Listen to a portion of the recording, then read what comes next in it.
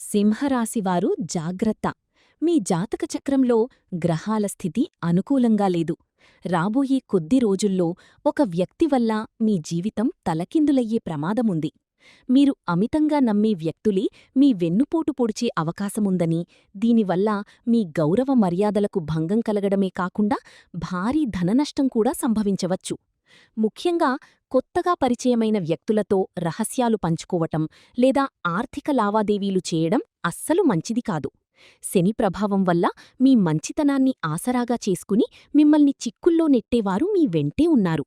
చిన్నపాటి అజాగ్రత్త కూడా మిమ్మల్ని కోలుకోలేని దెబ్బతీయవచ్చు. కాబట్టి ప్రతి అడుగు ఆచితూచి వేయండి. తస్మాత్ జాగ్రత్త.